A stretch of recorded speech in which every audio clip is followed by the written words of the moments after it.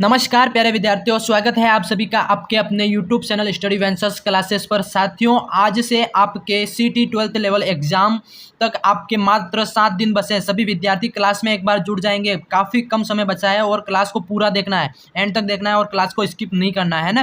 काफ़ी महत्वपूर्ण प्रश्न आप सभी के लिए लेके आया हूँ। टॉप 50 प्रश्न है, तो क्लास आप सभी के लिए काफ़ी महत्वपूर्ण रहने वाली है। तो क्लास को पूरा देखना। चैनल पे नए तो चैनल को सब्सक्राइब जरूर से कर लेना। चलिए शुरू करते हैं आज की क्लास। प्रश्न आपका पहला पूछा गया, देखो, किस चौहान शासक ने 12वीं शताब्दी ईस्वी में बिशलपुर की स्थापना करी? बताना सभी साथियों की किस चौहान शासक ने 12वीं शताब्दी ईस्वी में बिशलपुर की स्थापना करी। तो ए आपका हो जाएगा उदयसिंह, बी राणा सांगा, सी आपका विग्रहराज चतुर्थ और डी आपका राणा हमीर सिंह। बताओ साथियों, इसमें आपका क्या सही हो जाएगा? क्या सही हो जाएगा? किस चौहान शासक ने 12वीं शताब्दी में बिशलपुर की स्थापना करी? तो इसमें आप सभी का राइट हो जाएगा साथियों तीन वाला ऑप्शन आपका विग्रहराज चतुर्थ। जो सी ऑप्शन करने वाले सभी साथियों का राइट हो जाएगा। समझ गए? हाँ, नोट कर लेना, वेरी वेरी इंपॉर्टेंट प्रश्न है। बढ़ते हैं अब प्रश्न आपके अगले की तरफ। प्रश्न आपका अगला पूछा गया साथियों, प्रश्न है 52 है कि किस दुर्ग में जौहर नहीं हुआ? बताना है कि ऐसा कौन सा दुर्ग राजस्थान के अंदर जिसमें जौहर नहीं हुआ। ए आपका जयगढ़, बी गागरोन, सी सिवाना, बी जालोर। बताओ साथियों, किस दुर्ग में जौहर नहीं हुआ? मतलब जौहर नहीं हुआ। हाँ, जौहर मतलब युद्ध के समय रानियों द्वारा कुंड में आग लगा के अपने आप को समर्पित कर देना जौहर कहलाता था, है ना। तो ये आपको कौन सा दुर्ग जिसके अंदर जौहर नहीं हुआ, तो इसमें आपका कौन सा सही हो जाएगा? बताओ। इसमें आप सभी का राइट हो जाएगा जयगढ़ दुर्ग। जयगढ़ दुर्ग कहाँ है विद्यार्थियों? ये जयपुर के अंदर है। कहाँ? जयपुर के अंदर है। ठीक है, नोट कर लेना। हाँ, इसमें आपका जौहर नहीं हुआ था। अब बढ़ते हैं प्रश्न 3 की तरफ। अगला प्रश्न साथियों पूछा गया सभी से। प्रश्न क्या पूछा सभी से? प्रश्न है आपका कि रसकपुर के नाम से सिक्के का प्रचलन कौन सी रियासत में हुआ था? सभी विद्यार्थियों को बताना है कि जो रसकपुर के नाम से सिक्के का प्रचलन कौन सी रियासत के अंदर हुआ था। ए मेवाड़, बी भरतपुर, सी बीकानेर और डी जयपुर। साथियों सभी बताइए कि रसकपुर के नाम से सिक्कों का प्रचलन किस रियासत के अंदर हुआ था। हाँ, सभी साथी प्यारे विद्यार्थी बताएंगे कि ए मेवाड़, बी भरतपुर, सी बीकानेर और डी जयपुर। बताओ कौन सी रियासत के अंदर रसकपुर के नाम से सिक्कों का प्रचलन हुआ था। तो आपका इसमें सही आंसर क्या हो जाएगा? हाँ, इसमें आप सभी का आंसर हो जाएगा जयपुर। क्या? हाँ, जयपुर आप सभी का इसमें सही आंसर हो जाएगा। नोट कर लेना सभी, वेरी वेरी इंपॉर्टेंट प्रश्न है। हाँ, बढ़ते हैं अब अगले प्रश्न की तरफ। प्रश्न आपका अगला है। प्रश्न पूछा गया सभी से साथियों कि जो हमीर मद मर्दन नामक साहित्य कृति के लेखक कौन है? वो बताओ विद्यार्थियों। ए आपका रूपक, बी जय सिंह, सी गुणभाष्य और डी आपका रत्नाकर। हमीर मद मर्दन नामक साहित्यिक कृति है, इसके लेखक कौन है? तो साथियों बताइए, इसमें आपका क्या आंसर हो जाएगा? इसमें आप सभी का आंसर हो जाएगा साथियों। बढ़ते हैं इसके आंसर की तरफ। इसका आप सभी का आंसर क्या हो जाएगा? इसमें आप सभी का आंसर हो जाएगा जय सिंह, जो कि इस हमीर मद मर्दन के जो लेखक है ना, ये लेखक है। तो आपका इसमें जो भी विद्यार्थी बी कर रहे हैं उन सभी का राइट हो जाएगा। अब बढ़ते हैं प्रश्न आपके 55 की तरफ, 155 की तरफ। प्रश्न क्या पूछा गया साथियों? प्रश्न आप सभी से पूछा गया है कि किस चित्रकला शैली में पुरुषों के चेहरे पर चोट एवं चेचक के दाग प्रदर्शित होते हैं? देखो बताइए। ए बूंदी, बी मेवाड़, सी अलवर और डी आपका जयपुर। साथियों प्रश्न पूछा गया आपसे, चित्रकला शैली, ऐसी कौन सी चित्रकला शैली जिसमें पुरुषों के चेहरों पर चेचक और चोट के दाग के निशान प्रदर्शित होते हैं? तो बताइए ऐसी कौन सी चित्रकला शैली है जिसके अंदर ऐसा प्रदर्शित किया जाता है? तो आपकी हो जाएगी इसमें जयपुर चित्रकला शैली, है ना। तो जयपुर इसमें आप सभी का राइट हो जाएगा साथियों। जो भी विद्यार्थी डी ऑप्शन कर रहे हैं उसका राइट हो जाएगा। समझ गए? हाँ, अब बढ़ते हैं प्रश्न आपके अगले की तरफ। अगला प्रश्न क्या पूछा गया? देखो सभी ध्यान से पढ़ेंगे। प्रश्न आप सभी से पूछा गया साथियों कि किस लोक वाद्य यंत्र में बांस का लंबा तना होता है? किस लोक वाद्य यंत्र में बांस का लंबा तना होता है जिसमें बकरी के चमड़े की परत से ढका आधे नारियल का खोल से जुड़ा होता है? ए आपका रावण हत्था, बी आपका धूप, सी अलगोजा या फिर भंपंग। तो बताइए साथियों, ऐसा कौन सा लोक वाद्य यंत्र जिसमें बांस का लंबा तना होता है और जिसमें बकरी के चमड़े की परत से ढका आधे नारियल का खोल जुड़ा होता है? तो वो कौन सा यंत्र मतलब वाद्य यंत्र होता है वो बताना है। तो इसमें सभी का सही हो जाएगा साथियों रावण हत्था, जो कि आपका ए ऑप्शन करने वाले सभी साथियों का राइट हो जाएगा। रावण हत्था आपको याद रखना है ना। हाँ, रावण हत्या आपका ए ऑप्शन सभी का साथियों इसमें राइट हो जाएगा। अब बढ़ते हैं प्रश्न है आपके 157 की तरफ। लाचा गुजरी की गाय की चोरी हो जाने पर किस लोक देवता ने उनकी सहायता करी? बताइए साथियों, ए बाबा रामदेव, बी पाबू जी, या फिर गोगा जी, या फिर तेजा जी। देखो, लाचा गुजरी की जो गाय चोरी हुई उस टाइम कौन से लोक देवता थे जिन्होंने इनकी हेल्प करी थी? तो वो लोक देवता थे आपके कौन से, कमेंट करो सभी। हाँ, इसमें जो आपकी हेल्प करने वाले थे वो थे आपके तेजा जी, है ना ये। हाँ, आपके 4 ऑप्शन सभी का इसमें करेक्ट हो जाएगा, डी करने वाले सभी का राइट हो जाएगा। हाँ, अब बढ़ते हैं विद्यार्थियों, प्रश्न आपके अगले की तरफ। प्रश्न आपका अगला क्या पूछा गया है? प्रश्न आप सभी का अगला पूछा गया है, वेरी वेरी इंपॉर्टेंट प्रश्न है कि राजस्थान का लोकगीत है होलर, किस अवसर पर गाया जाता है? बताना है सभी को कि राजस्थान का एक लोकगीत है होलर किस अवसर पर गाया जाता है? ए आपका विवाह के समय, बी शिशु जन्म होने पर, या फिर गणगौर उत्सव में, या फिर विवाह के समापन के समय।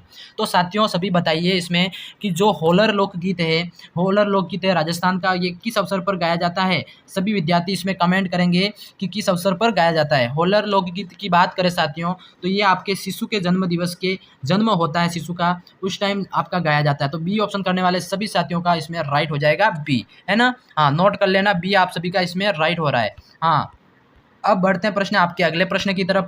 प्रश्न आपका रखन किसका आभूषण है? बताइए, रखन कहाँ का आभूषण है? रखन आपका किसका आभूषण है? शरीर का कौन से अंग का आभूषण है? ए गले का, बी पैर या दांत, या बाजू या हाथ का। तो साथियों रखन की बात करें तो ये आपका कहाँ का आभूषण है? रखन आपका हो गया ये दांत का आभूषण है ना, दांत आपका सी ऑप्शन करने वाले सभी साथियों का राइट हो जाएगा। हाँ, अब बढ़ते हैं प्रश्न आपके अगले की तरफ साथियों। अगला प्रश्न क्या पूछा है? देखो, प्रश्न सभी से पूछा गया है कि राजस्थान के किस किले में त्रिनेत्र गणेश मंदिर स्थित है? देखो, वेरी वेरी इंपॉर्टेंट प्रश्न है, अक्सर पूछा जाता है ये प्रश्न। किस किले के अंदर त्रिनेत्र गणेश जी का मंदिर स्थित है? तो ए आपका रणथंभौर, बी चित्तौड़गढ़, सी आपका हो गया जालोर, और डी आपका सिवाना। साथियों बताइए, कमेंट्स में बताइए कि राजस्थान के कौन से किले के अंदर त्रिनेत्र मंदिर स्थित है? त्रिनेत्र मंदिर स्थित है गणेश जी का। हाँ, 3 नेत्र वाला मंदिर ये आपका हो गया कौन से किले के अंदर है, या कौन से राजस्थान के किले के अंदर है? तो आपका हो गया ये आपका रणथंभौर ए ऑप्शन करने वाले सभी साथियों का इसमें राइट हो जाएगा। समझ गए? हाँ, समझ गए, नोट कर लेना। हाँ, अब बढ़ते हैं प्रश्न आपके 161 की तरफ साथियों। प्रश्न 161 पूछा गया है, वेरी वेरी इंपॉर्टेंट। राजस्थान का कौन सा पर्यटन स्थल हिंदू मुस्लिम एकता का प्रतीक माना जाता है? देखो, राजस्थान का ऐसा कौन सा पर्यटन स्थल है जो कि हिंदू मुस्लिम का एकता का प्रतीक माना जाता है? तो ए आपका रामदेव, बी देलवाड़ा, सी आपका नाथद्वारा, या फिर डी रणकपुर। तो बताइए साथियों, कौन सा पर्यटन स्थल है या फिर दर्शनीय स्थल है जो कि हिंदू मुस्लिम का एकता का प्रतीक माना जाता है? तो वो आपका इसमें हो जाएगा कौन सा? रामदेवरा जो मेला है जो कि हिंदू मुस्लिम के एकता का प्रतीक माना जाता है, क्योंकि बाबा रामदेव जी ने 5 पीरों को जो मुस्लिम थे जिनको पर्चा दिखाया था और उनको उनकी हेल्प करी थी, उस वजह से मुस्लिम भी इसमें आपका मानते हैं ना। हाँ, तो नोट कर लेना। अब बढ़ते हैं आपके प्रश्न अगले की तरफ। प्रश्न आपका अगला 162 पूछा गया साथियों। 162 क्या पूछा है कि भील समुदाय द्वारा कौन सा लोक नृत्य किया जाता है? देखो, भील समुदाय द्वारा कौन सा लोक नृत्य किया जाता है? सभी को बताना है, भील समुदाय द्वारा कौन सा लोक नृत्य किया जाता है? सभी विद्यार्थी बताएंगे, भील समुदाय है ना कौन सा लोक नृत्य करता है? ए आग नृत्य, बी तेरहताली, सी गेर, या डी आपका चरी।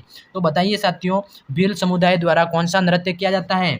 भील समुदाय द्वारा आपका गेर नृत्य किया जाता है। क्या? सी ऑप्शन करने वाले सभी का राइट हो जाएगा, नोट कर लेना। वेरी वेरी इंपॉर्टेंट प्रश्न है। देखो विद्यार्थियों, क्लास पसंद आ रही है तो सब्सक्राइब जरूर कर लेना चैनल को और क्लास को शेयर कर दो सभी। हाँ, देखो आपके मात्र 7 दिन बचे एग्जाम के अंदर, तो कंप्लीट तैयारी करना, इस वीडियो को स्किप मत करना। वेरी वेरी इंपॉर्टेंट क्लास है, वेरी वेरी इंपॉर्टेंट प्रश्न है सभी के लिए, है ना। तो प्रश्न आपका अगला पूछा गया साथियों, क्या है? देखो कि कठपुतलियाँ निम्न में से किस लकड़ी से बनाई जाती है? कठपुतलियाँ निम्न में से किस लकड़ी की बनाई जाती है? तो बताना साथियों, ये आपके ए आड़ू, बी नीम, सी पीपल, या तुलसी। बताइए कि किस लकड़ी से बनाई जाती है। तो कठपुतलियों की बात करें तो ये आपकी बनाई जाती है आड़ू जो पेड़ होता है उससे बनाई जाती है। ठीक है, नोट कर लेना सभी, वेरी वेरी इंपॉर्टेंट प्रश्न है।